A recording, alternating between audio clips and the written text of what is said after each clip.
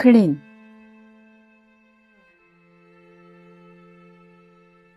마음을 깨끗하게 하려면 마음을 더럽히고 불필요한 괴로움을 만들어내는 마음의 움직임을 멈추어야 합니다.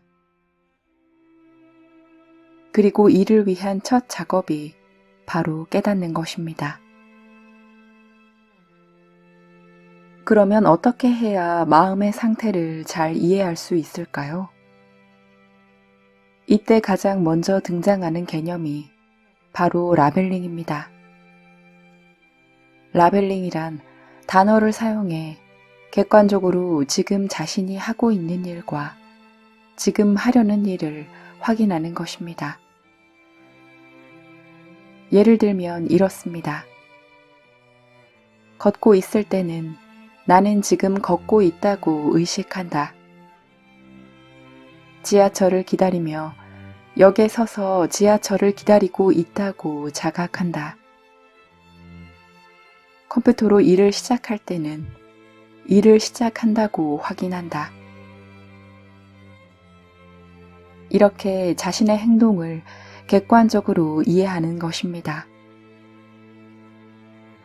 라벨에 이름을 적어 착 붙인다는 느낌으로 외부인이 되어 자신의 모습을 확인해 봅시다.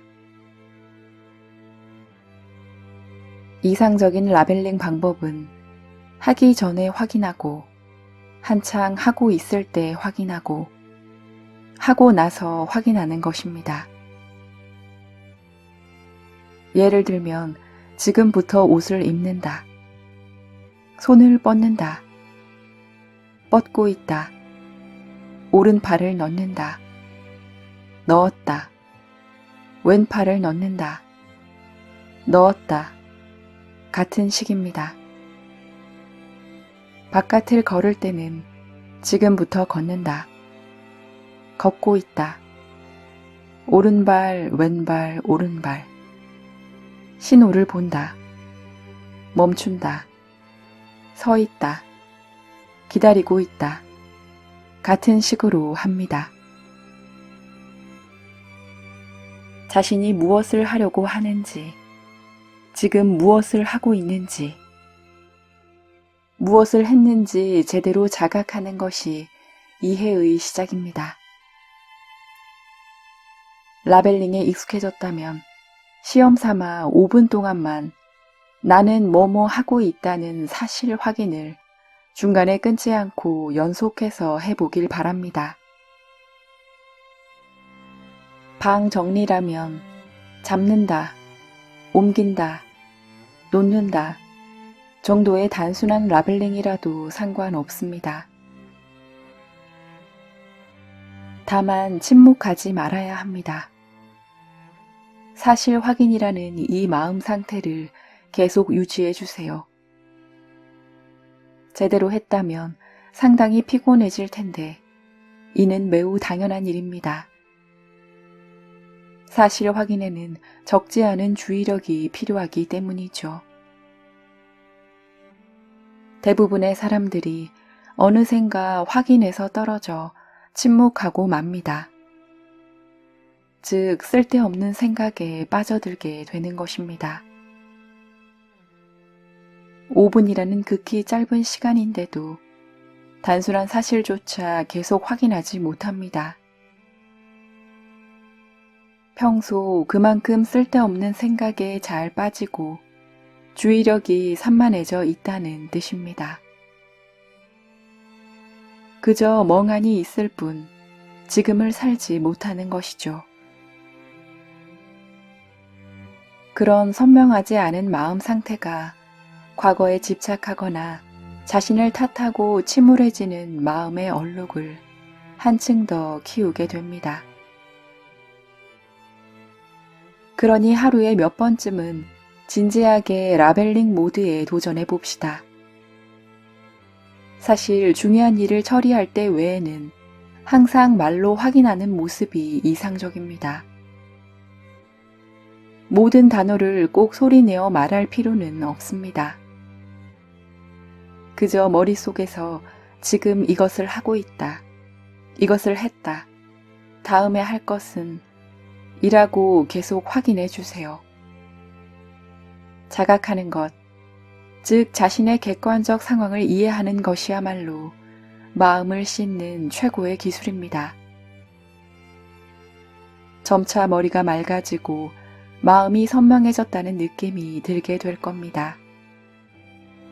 상쾌한 일이죠. 그렇다면 이번에는 라벨링을 바깥이 아닌 안쪽, 즉 자신의 마음에 적용해 봅시다. 마음의 움직임을 객관적으로 살펴봄으로써 차분해질 수 있고 이제부터 무엇을 하면 되는지를 생각하는 마음의 여유가 생겨납니다. 먼저 다음 3가지 단어로 마음 상태를 확인해 봅니다. 탐욕, 욕구 과잉인 상태, 자신이 너무 많은 것을 바라고 있다고 확인한다.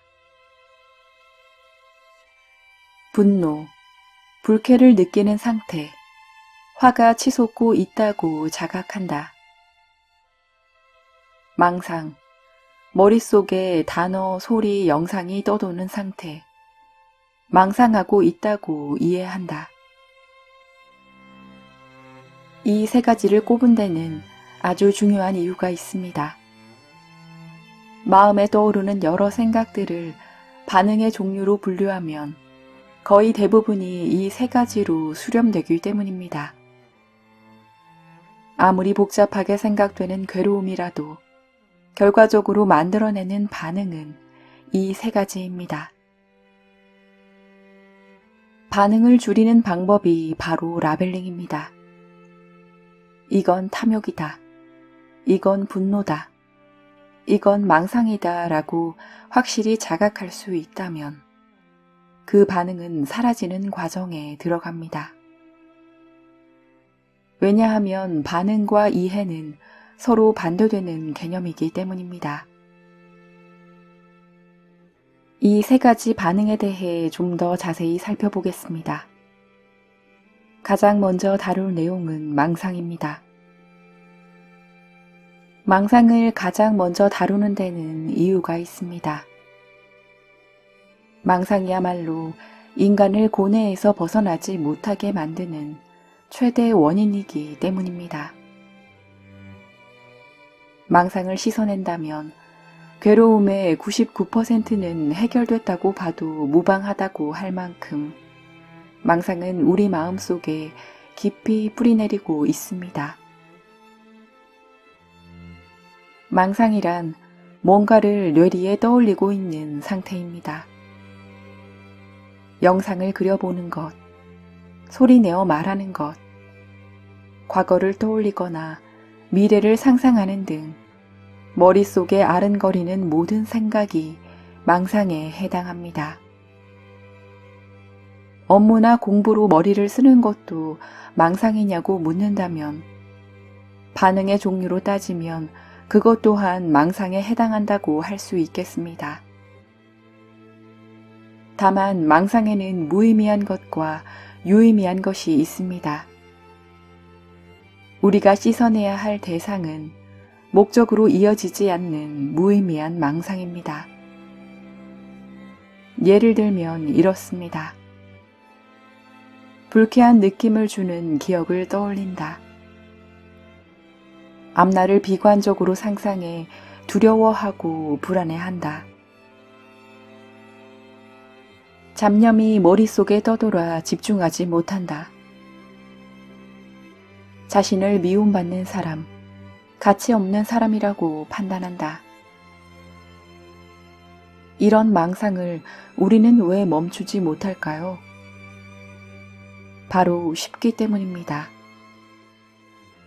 망상하는 데는 에너지가 거의 들지 않으니까요.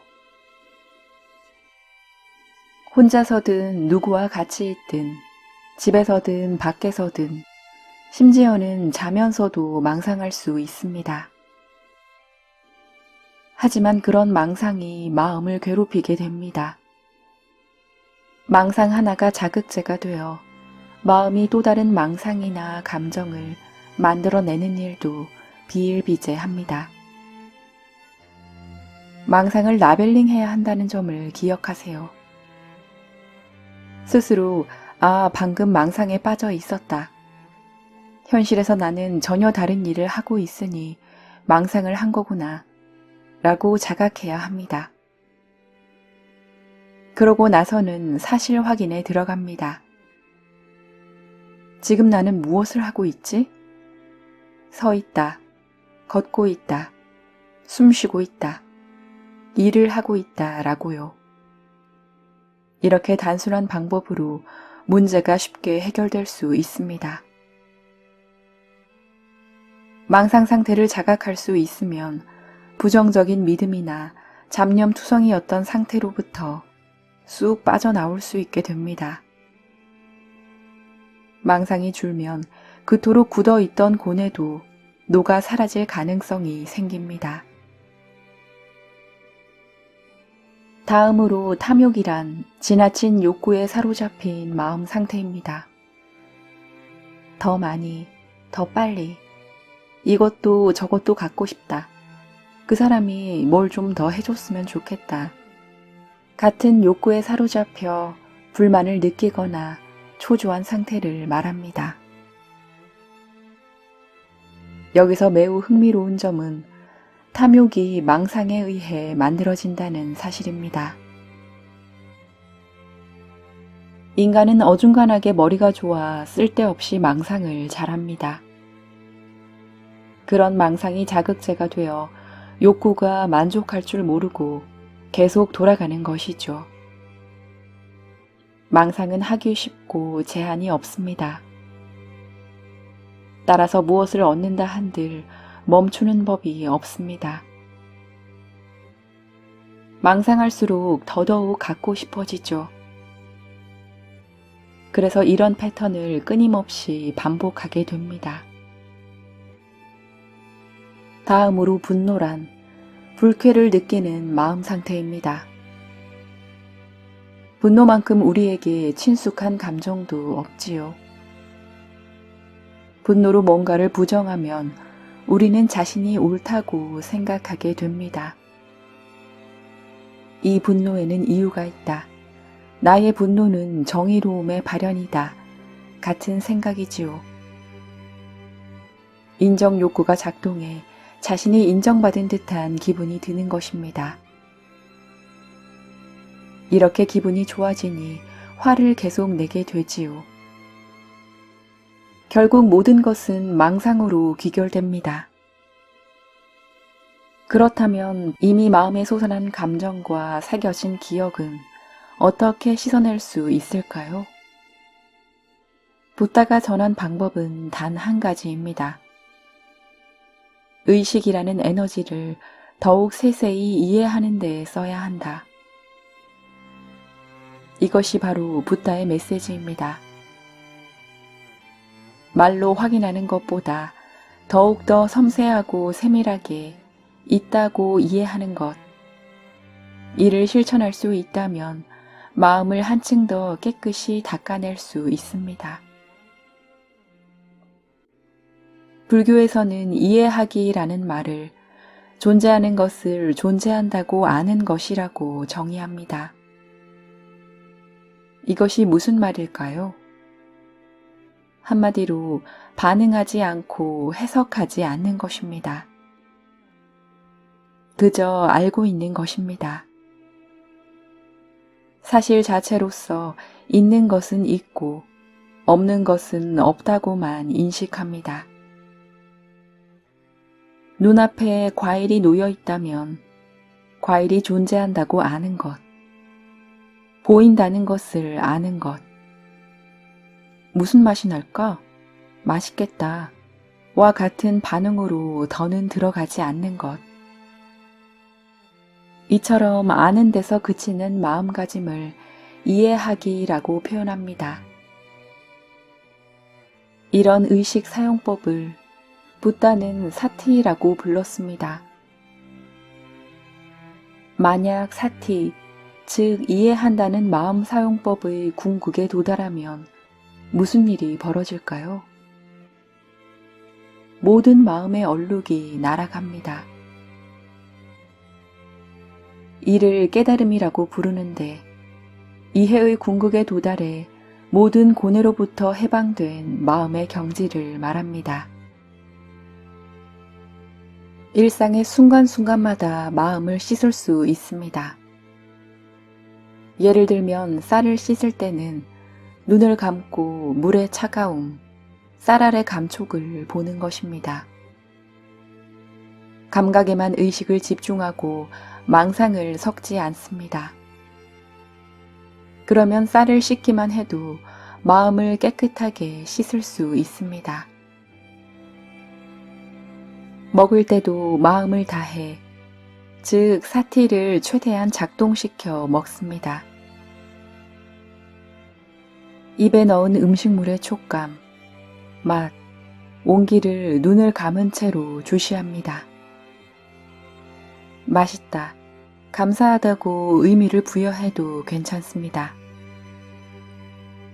삼키고 맛이 사라진다면 다음 한 숟갈을 뜹니다. 우리가 일상에서 하는 작업들은 몸을 쓰는 일이 대부분입니다. 컴퓨터를 할 때조차 손을 사용하죠. 일하기 직전에 또는 일하는 도중에 눈을 감고 어둠과 손가락의 감각만이 보이는지를 확인해 주세요. 감각이 있음을 확인한다. 그 다음 사고 모드로 들어간다. 이렇게 정확하게 의식을 나누어서 쓰는 것입니다. 의식을 어디에 쓰고 있는지 제대로 자각하는 시도만으로도 꽤 선명하고 또렷한 마음을 얻을 수 있습니다. 걷는 사티의 변주로 천보선이란 것이 있습니다. 한 걸음을 일로 하고 천까지 세면서 걷는 수행이지요. 사람의 마음은 망상으로 흘러가기 쉬우므로 긴장을 풀면 몇 걸음째였지? 하고 숫자를 잊어버리기 십상입니다. 잊어버렸다면 1부터 다시 셉니다. 이 연습은 스트레스와 잡념을 씻어내는데 매우 효과적입니다. 도중에 망상이 솟아나도 신경 쓰지 않습니다. 거기서 멈춰봤자 망상에 빠진 자신으로 돌아올 뿐입니다. 망상이 있든 없든 다시 숫자를 세며 무작정 걷습니다. 그렇게 감각을 의식하는 시간을 늘려갑니다. 긴장을 풀면 망상이 슬그머니 다가옵니다. 따라서 사티를 계속 작동시켜야 합니다. 사티의 힘은 매우 강력해서 잔가지와 시든 잎을 뭉덩뭉덩 쳐내는 예리한 날붙이와도 같습니다. 진지하게 임한다면 과거에 입은 마음의 상처도, 미래에 대한 두려움도, 자신을 괴롭히는 마음의 버릇도 모조리 잘라내 버릴 수 있습니다. 먼저 걷기부터 시작하세요. 발바닥의 감각을 주시하고 체중을 제대로 씻습니다. 눈을 크게 뜨고 바깥으로 나가 대지를 느끼고 가끔은 드넓은 하늘을 바라보면서 계속 걸어보세요. 계절의 변화도, 바람의 냄새도, 태양의 눈부심도 의식을 사용해 받아들인다면 막디 맑은 마음을 향해 가는 길로 손짓해 줄 것입니다. 상대방에게 마음을 노출시키지 않는 대책으로는 먼저 선긋기가 있습니다. 나의 영역과 바깥 영역에 확실한 선을 긋는 것입니다. 누군가와 마주할 때는 마음속에서 다음과 같은 훈련을 하도록 합시다. 먼저 발바닥 감각에 의식을 집중한다. 가슴 주변으로 의식의 흐름을 옮긴다. 가슴에서 울리는 고동을 확인한다. 긴장이나 분노, 두려움이 느껴지지 않는지 체크한다. 자신의 영역 안쪽을 보는 상태를 고수하기 위해 노력한다. 그 상태를 유지하면서 나머지 의식을 눈앞의 상대방에게 돌린다. 상대방의 말이 들린다. 말의 의미를 이해할 수 있다는 상태를 유지한다. 이른바 마음의 뒤쪽 반을 자신의 반응을 살피는 데 사용하면서 마음의 앞쪽 반은 상대방을 이해하는 데 사용하는 방법입니다.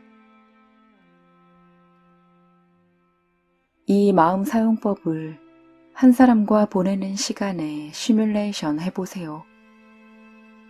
눈을 감고 발바닥 감각에 집중한 후 가슴의 고동을 확인하고 그 상태를 유지하면서 눈앞의 상대방을 이해합니다. 물론 상대방과 나 사이에 선을 긋고 사람을 마주하는 게 쉽지는 않을 겁니다. 해보니 너무 어렵다는 말을 자주 듣습니다. 대개 나를 보면 상대방이 보이지 않고 상대방을 보면 내 반응을 살필 형편이 안 된다고 토로합니다. 당연히 처음에는 그럴 수 있습니다. 너무 어렵게 느껴진다면 내심 자기 방어 논리를 생각하고 있지는 않은지, 인정 욕구로 과잉 반응하고 있지는 않은지, 분명 상대방은 이러이러할 거야 라고 넘겨짚고 있지는 않은지 한번 되돌아봅시다. 이런 반응 대신 발바닥을 보고 가슴 주변을 확인하고 상대방을 그저 이해하면 그만입니다. 이해라고 했지만 여기서는 사티, 즉 존재하는 것을 존재한다고 알고 있는 수준이면 충분합니다. 사티를 수행할 때 저는 상당히 면밀하게 노력했습니다. 일반적으로 명상, 좌선, 마인드풀니스라고 불리는 영역은 애매한 부분이 많습니다. 그렇기에 명확한 목적과 행동을 기준으로 한 방법을 꼼꼼하게 만들어 철저히 임하지 않으면 사티의 궁극에 도달할 수 없습니다. 이 책에 소개한 여러 가지 구체적인 실천법을 만들어 놓고 하루 시간표에 따라 이 시간에는 이 일로 온전히 채우겠다는 생각으로 수행에 몰두했던 시기가 있습니다. 제가 했던 것처럼 여러분도 해보시길 바랍니다. 이 순서대로 하면 반드시 결과가 나온다고 생각되는 수준까지 계획을 구체화하세요. 구체화가 되었다면 남은 것은 다른 생각을 하지 않고 거기에 집중하는 일뿐입니다. 이런 사고법이 몸에 익으면 망상에 빠지지 않고 항상 무엇을 할 수 있는가, 다음에는 무엇을 하면 되는가 와 같이 방법 중심, 행동 중심으로 생각할 수 있게 됩니다. 행동 그 자체에 집중하면 즐겁고 확실히 성과가 납니다. 달성하고 싶은 목표가 있는 사람이라면 이 사고법으로 전환하는 것을 첫 번째 과제로 삼아 봅시다. 만약 여러분에게 미련이 남아있다면 무엇을 할 수 있는지, 즉 구체적인 행동을 기준으로 한 방법을 철저히 생각해 주세요. 수집하고 시도해 보세요. 앞을 향해 나아가고 있다고 생각된다면 즐거움이 느껴질 겁니다. 그리고 행동에 전념하세요. 이것이 즐거움의 핵심입니다. 행동하는 중에는 과거도 나이도 자존심도 필요 없습니다. 잊어버리세요. 이것들은 그저 망상입니다. 사람과의 관계에서 괴로워하는 사람이 반드시 빠지는 잘못이 하나 있습니다. 바로 상대방을 향한 자신의 판단을 깨닫지 못한다는 점입니다. 먼저 상대방을 보지 말고 자신을 바라보세요. 자신의 판단을 깨닫는 일부터 시작합니다.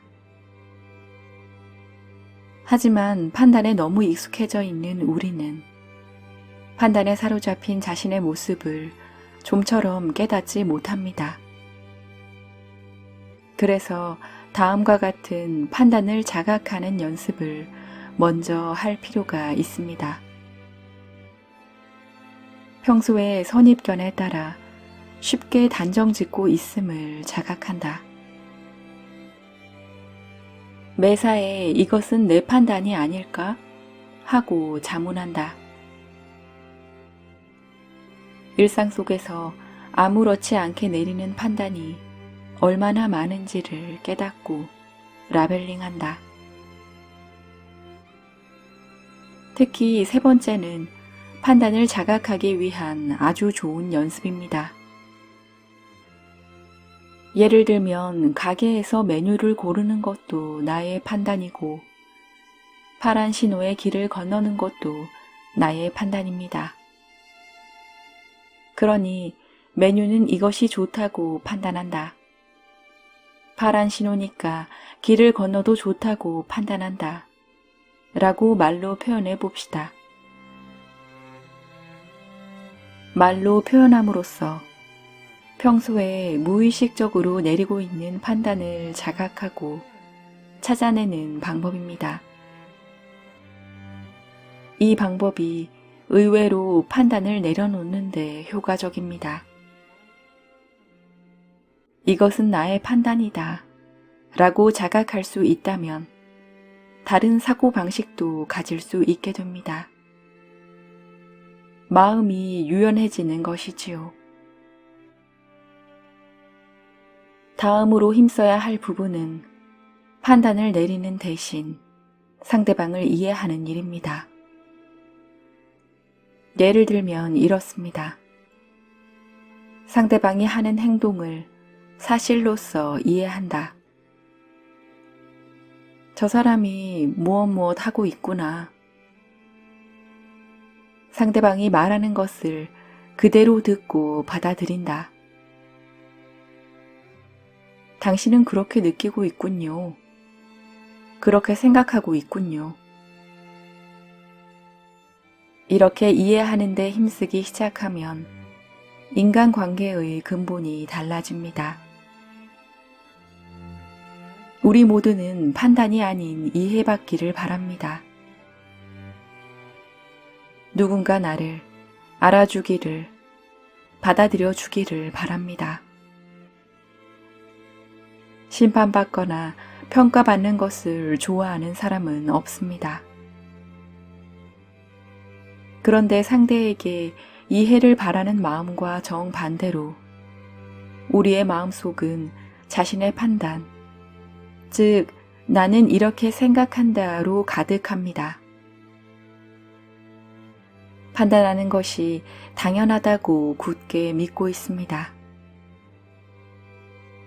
그래서 상대를 평가하고 비판하고 자신의 판단을 일방적으로 밀어붙이기도 합니다. 한쪽에 이해받고 싶은 마음이 있고 다른 한쪽에 판단하고 싶은 마음이 있는 상황. 이런 관계만 계속된다면 당연히 서로 이해할 수 없는 관계에 봉착하겠지요. 서로 만나지 못할 평행선이 계속되는 것입니다. 우리는 지금까지 바깥 세계에 참 많이도 휘둘려 왔습니다.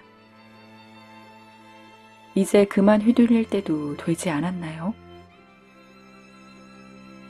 애초에 바깥 세계에서 가치 있는 것과 자신에게 가치 있는 것은 완전히 별개입니다.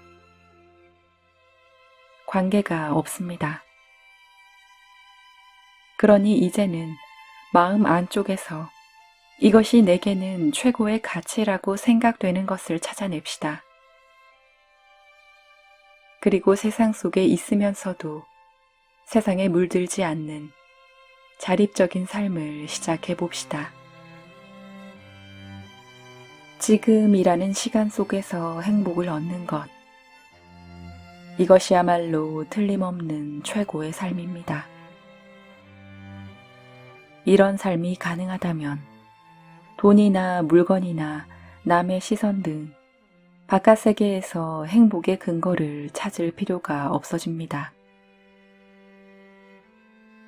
대신에 먹고 자고 누군가를 만나고 누군가의 기쁨과 노력하는 모습에 공감하고 주어진 자리에서 제 역할을 다하고 매일매일의 날씨와 계절의 변화를 느끼는 지극히 평범한 일상에서 만족을 얻게 됩니다.